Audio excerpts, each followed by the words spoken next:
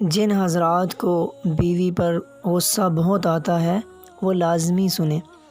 بیوی چائے کا کپ ہاتھ میں لیے دروازے سے اندر آتی ہوئی بولی، مجھے آپ سے کچھ کہنا ہے۔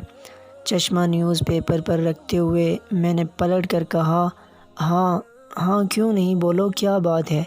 وہ آہستہ سے چلتی ہوئی قریب والی کرسی پر آ بیٹھی اور چائے میز پر رکھتے ہوئے بولی، چائے پی کر دیکھیے نا کیسی بنی ہے۔ اس سے پہلے کہ میں چائے پی کر بتاتا کہ کیسی بنی ہے، میں نے اس بات کا جاننا زیادہ ضروری سمجھا جو وہ کہنا چاہتی تھی۔ کیا بات؟ پہلے وہ بتاؤ۔ ارے پہلے آپ چائے چکھ کر بتائیں کیسی بنی ہے، وہ بات بھی بتا دوں گی۔ کون سا میں اپنی ماں کے گھر بھاگی جا رہی ہوں؟ میں اس کی بات پر مسکرایا اور کپ کی طرف ہاتھ بڑھایا اور چائے کا کپ اٹھا کر گھونٹ بھرا، لیکن چائے میں کڑواہٹ اس قدر تھی کہ مجھے واپس تھوکنا پڑا اور چلاتے ہوئے پوچھا، یہ کیا ہے؟ چائے بنانی نہیں آتی تمہیں؟ تم نے کیسی چائے بنائی ہے، اتنی کڑوی؟ وہ مسکراتی ہوئی کرسی سے اٹھ کر کھڑکی کے پاس جا کھڑی ہوئی۔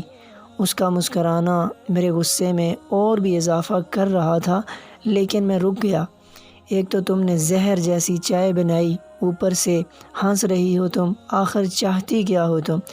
وہ مسکراتی ہوئی پلٹی اور بولی، کچھ نہیں، بس اتنا بتانا تھا کہ آپ کا لہجہ اس چائے سے زیادہ کڑوا ہے۔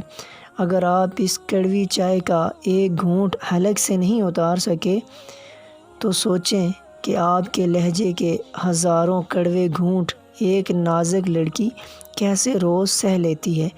کمرے کی سنسان خاموشی میں گھڑی کی ٹک ٹک کے علاوہ کچھ نہیں تھا۔ وہ چائے کا کپ لے کر دروازے سے نکل گئی۔